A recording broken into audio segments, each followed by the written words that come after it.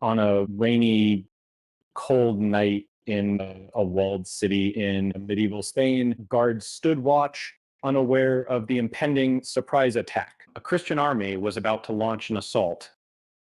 Within a single night, the entire city fell, ending Muslim rule there. Christian forces swept across the region, conquering Muslim cities. One city remained untouched: Granada. Granada's survival was due to its strategic position and the impressive Alhambra Palace in city, which protected the city for over 200 years. Today, which is the Alhambra, remains one of the most stunning architectural feats ever built. As you explore its majestic courtyards and corridors, there's one feature that stands out even more than the palace's beauty: water. The Alhambra is home to an extraordinary network of pipes and channels that transport water to the palace's lush gardens, baths, scents, and fountains. This medieval engineering marvel was no small feat, providing the palace with essentials like underfloor heating and fountains capable of killing time. The water system kept the palace cool and nourished the surrounding greenery for centuries, and still works today. We've recreated this system to show how it functioned, including the clever mechanisms that allowed water to defy gravity and flow uphill. When the Alhambra was commissioned, engineers faced a major obstacle. The hill was 200 meters higher than the city's main river. So getting water to the palace was a significant challenge. To solve this, they traced the river 6 kilometers upstream to a higher point where they built a dam and began directing the water into a new channel called the Royal Canal. The canal was carefully designed to navigate the challenging landscape, maintaining a gentle slope as it made its way toward the palace. That alone was a massive task, but it was just the beginning.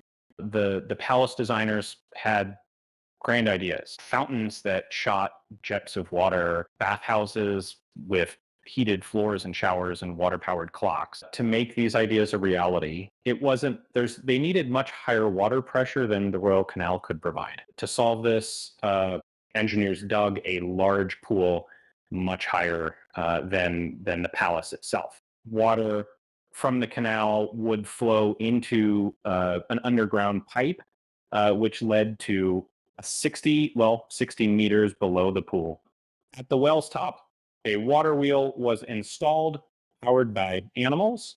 This wheel raised water to the surface, filling the storage pool with 400 cubic meters of water. The pool's height provided the pressure needed for the entire system, and it also acted as a backup water source during dry spells. And from here, the water flowed into an aqueduct and into the palace, where things got even more fascinating. Inside the palace, the water split off into a complex network of channels, carefully designed to deliver just the right amount of water to various fountains and pools. The most impressive of these was the fountain at the center of the palace. Built in the 14th century, it featured 12 lions, each spouting water to indicate the time of day. The lions worked in a controlled sequence, each one starting to spout water at the right hour until all of them were spraying by midday. And then the system would reset and the cycle would begin again.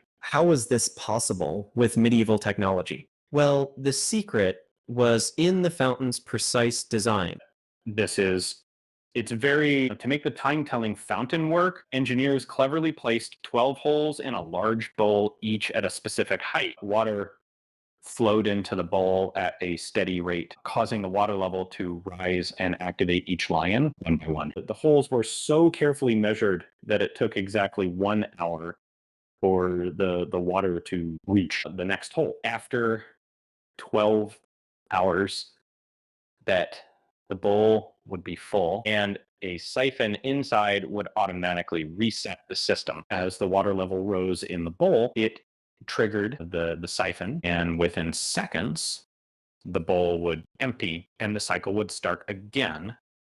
The water from the lions flowed into shallow channels and continued through the palace, reaching one of the palace's other marvels, the thermal baths. In the thermal baths, kings and diplomats came to relax and make deals. The baths included a cold plunge pool, a heated room with underfloor heating, and a steam room. Water passed through a control room underground where it was heated in the copper boiler powered by wood. Hot water then flowed through pipes to various fountains and showers to heat the floors in the hot room. Steam from the boiler traveled through pipes under the marble floor. In the steam room, steam rose through pillars and vents, filling the space with water vapor. The room's star-shaped windows could be opened or closed to adjust the steam level. Granada is known for its hot climate, but the palace's water system helped keep it cool. As warm air blew over the fountains and pools, the water evaporated, cooling the surrounding air and creating a comfortable atmosphere inside the palace. The water continued to flow through the palace, eventually reaching the western section where the soldiers lived. This part of the palace was slightly higher than the rest.